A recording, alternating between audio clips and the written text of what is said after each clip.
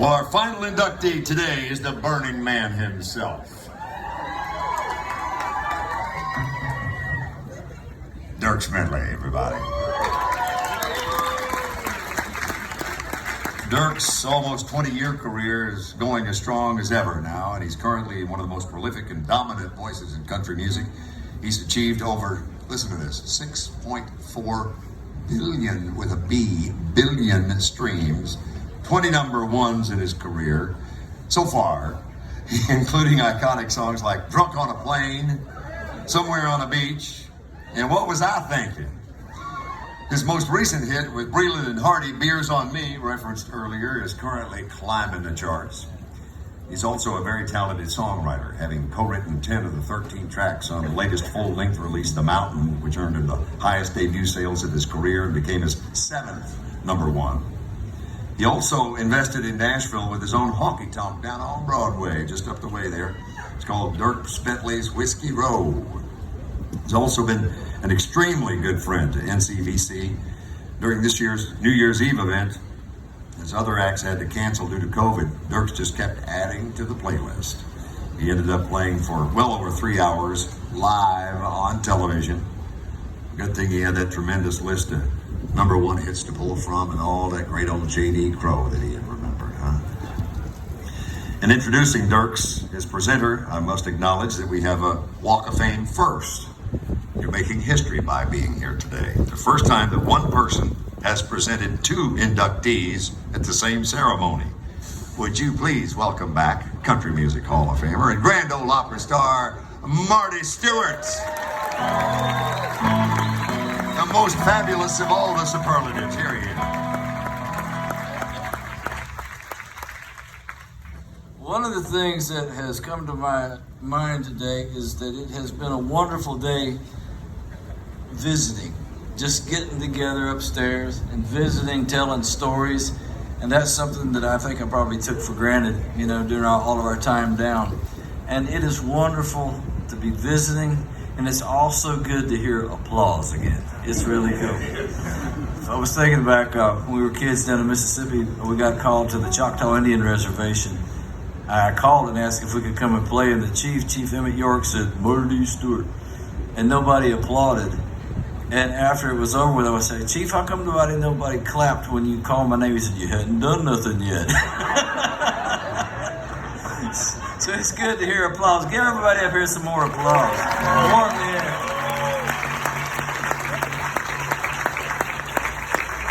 And only in Nashville, I noticed just a few minutes ago, a pedal tavern went by, followed by a cement truck. Thanks, Butch. Mayor, thank you very much.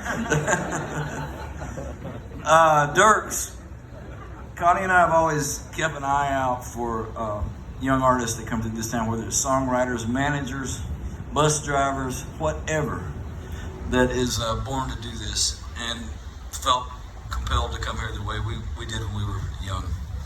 And I look around this crowd, I see Manuel. He invested in me when I was young. Ricky Skaggs had Bill Monroe invest in him, and Flat and Scruggs, all the same. There's Amy, and I see Leroy back there. So many of them, Mandy, so many people. You have to have a hand to come into this town and get into the heart and soul again of it. And when I met Dierks and shook his hand, I knew he belonged, and I knew that he was here for keeps, and it was just going to be a matter of getting all the right things, which he has done. Bill Cody gave you his list. But Dierks, first and foremost, I'm very proud of you. I'm so proud of you. And one of the things that you have done with your fame and your time and your talent is you have shared it and you have given back to this community. You have done so many things. And things, again, that people will never know about, but a lot of people do know about what you've done. And so it's getting cold, and Dierks has a lot of good things to say, but I love Dierks Bentley. I am so proud to be his friend. I got to crash him on the stage of the House of Blues in North Hollywood or Beverly Hills and invite him to be the Grand Ole Opry, and I'm so honored today to get to hand you your star in the Nashville Music City Walk of Fame. How about a hand for Mr. Dierks Bentley?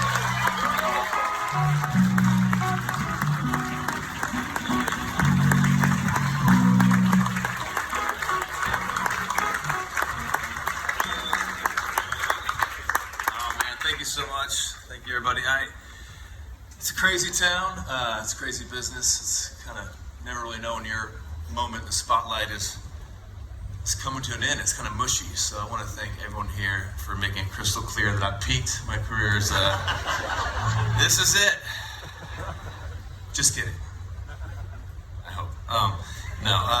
This is really special. I was thinking back on my journey to Nashville. I was 17 years old. I've told the story a few times before, but I was 17 when I heard two songs that totally changed my life.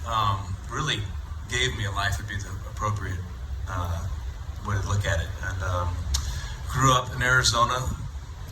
Was around country music. My mom, who came out here today, had a good record collection. We had some Marty Robbins and their local hometown guys, Buck Owens. And speaking of applause, how about an applause for my mom coming all the way out to Nashville for this. And my dad loved country music. We listened to a lot of country music in the car. He was in Phoenix, Scottsdale in the 60s when Waylon Jennings was playing bars like JD's and Wild Bill's. I heard a lot of Waylon stories. And so country music was always kind of there. It wasn't really my music. I was listening to a bunch of other stuff. I enjoyed it, just wasn't my thing. But then when I was 17, my buddy Jack Brown played me two songs. One was Hank Jr.'s Man to Man, which totally blew all the circuits in my brain. And one was Marty Stewart, That's Country. And baby, that's my style.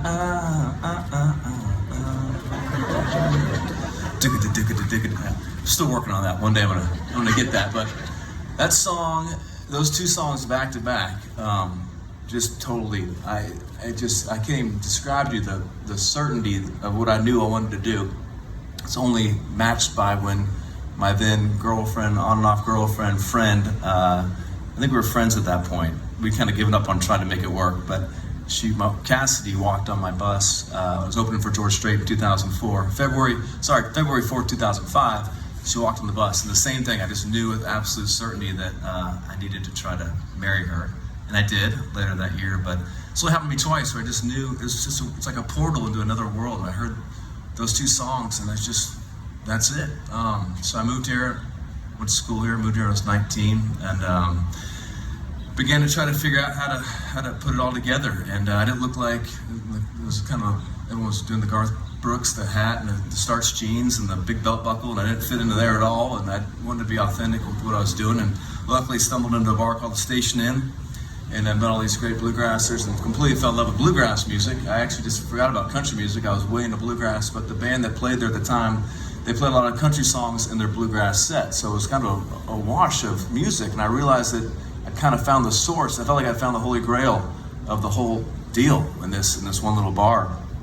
And the more I started digging into it, meeting all those folks, I realized that Keith Whitley had been a bluegrasser, and that Ricky Skaggs was a bluegrasser, and that Marty Stewart was a bluegrasser. I'm like, oh my gosh, I found like this little side door where I thought maybe someone like me who just loved the music but didn't really have the look that was popular at the time could maybe, through this way somehow, I could maybe sneak my way into the country music world. And fast forward to 2005 when Marty was saying that he invited me to be a member of the Opry, and then fast forward to now with Marty invited me to get this Walk of Fame deal. So thank you so much for being a friend and a mentor and just the gold star of what it means to be a scholar and a student of country music. I couldn't thank you enough for being here today for me. So just the folks that showed up, my band's out there, pretty cool. I remember being at the induction for Mel Tillis at across the street there, and his whole band showed up. So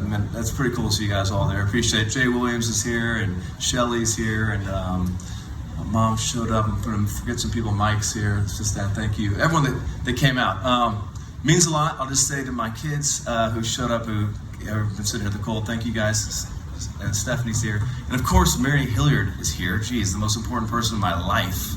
Without Mary Hilliard, I literally would have nothing. And I had a whole separate speech lined up for you, but I'm going to keep it short. But thank you, Mary, for all you've done. What we have is so special, and I would have nothing.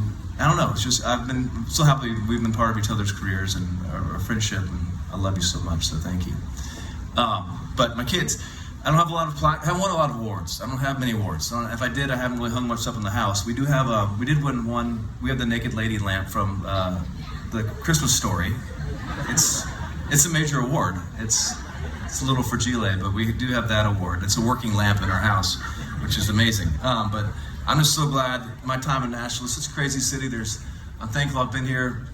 You know, there's a lot going on. I've been here back when there's a Harlan Howard birthday bash was still a thing, and when Eddie Stubbs was still a thing. So glad I'm still here in the time of Bill Cody and Country Coffee and Cody in the morning, because that is how I turn my day on every day. And there's a lot of good things we lost with old Nashville, but a lot of great new music and stuff coming out of new Nashville now too. But I'm so glad that my kids are here, had a chance to ride the buses and share this time on the road and the big circus that is the road. And we've had a lot of fun sharing this town together. So to you guys, thank you. To everyone, appreciate this. Means a lot. And as Kevin Mo said, I guess that's probably enough. So. Thank you.